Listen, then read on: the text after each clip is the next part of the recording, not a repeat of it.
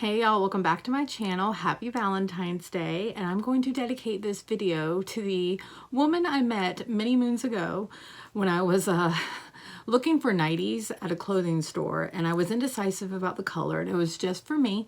I didn't have a boyfriend, don't have a boyfriend now, but it doesn't matter if you have a partner or not. If you want to wear a nightie, you can wear a nightie. They're very comfortable.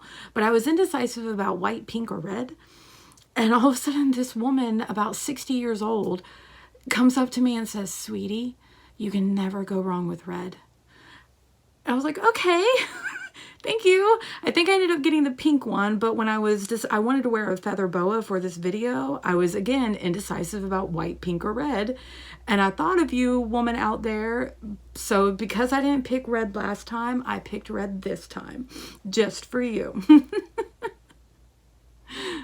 Now, I do not read a ton of romance, but when I do like romance. But when I want romance, I want romance. So these are romance books, not books that are like mystery with romance in it or horror with romance in it.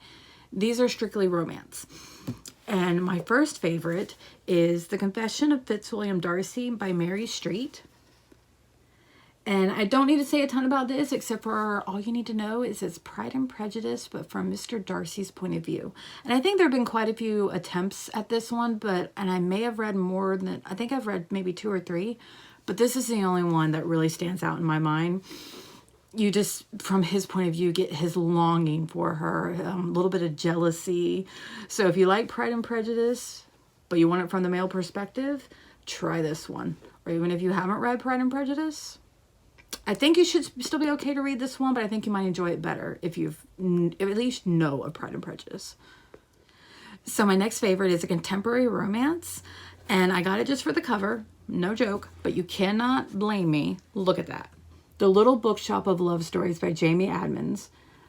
Isn't that the cutest, prettiest, sweetest little cover? It's so pretty. Luckily, I loved the book. But this is about accident-prone Hallie, who's just lost her job, and she wins a bookstore.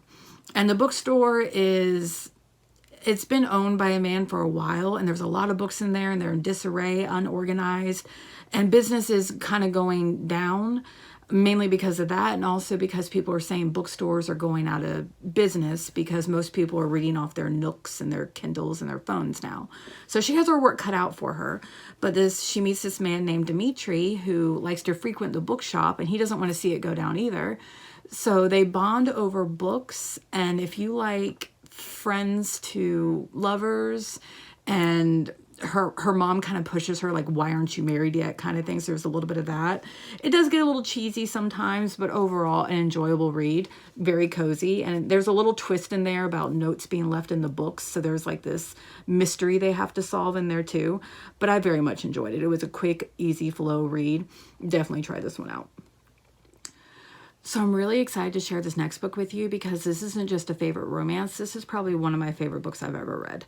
It's called The Blue Castle by Ellen Montgomery. It's the same author who did Anne of Green Gables, but not a lot of people talk about this one, but it is so good.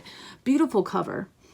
But it's about 29-year-old Valency who not a lot is going on in her life. She lives with her mom and her aunt, and she's kind of soft-spoken. Some of her relatives aren't the nicest to her.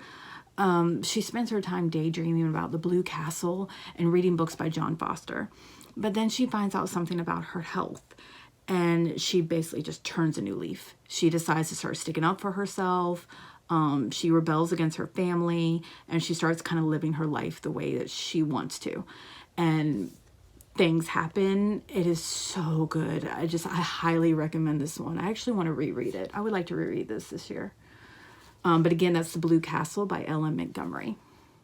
So for my last 2 books, we're going to spice it up. So I touched up the red lipstick.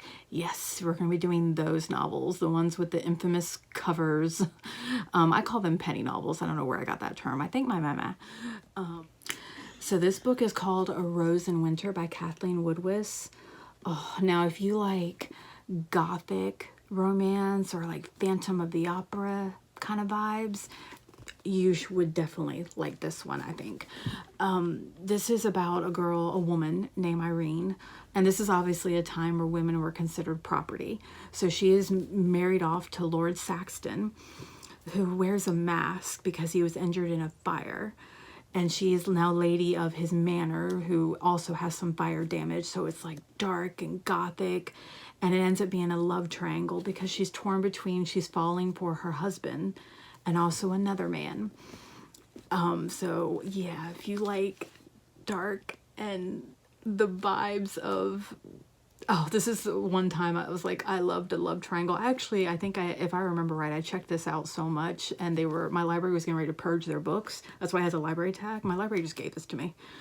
But this is one of my all-time favorite romance novels. Oh, look at that cover. So this last one is such a good romance novel. Oh my goodness. If you like romance, you gotta read Lions and Lace by Megan McKinney. Oh, that. And obviously, again, it's set in a time when women were considered property. So Alana's uncle marries her off to Trevor, who's kind of an Irish scoundrel, an Irishman who was raised in the streets, but he's worked his way up into society. So he kind of marries her to kind of stick it to the rich people because she's kind of the debutante of, she's the belle of the ball. But she's a little spitfire too. She wants his respect. She has no choice but to marry him. She wants his respect. And you don't really blame him for wanting quote unquote vengeance against society. So you're kind of rooting for them individually for each of their missions. And there's issues with her and her family that come up too. But at the same time, you kind of want them to get together. And there's passion, and there's love and romance and family. And, oh, I liked him, I liked her, and it makes you blush. All the good things about romance, right? The butterflies, I think, and the passion. Oh, but yes, definitely a really, really good book. All right, so that's it for me. I'm going to drink some water. Got a little hot in here. Y'all let me know your favorite romances, and if any of these sound good to you and you want to check them out. All right, well, again, happy Valentine's Day, and I hope y'all have a good one. Bye.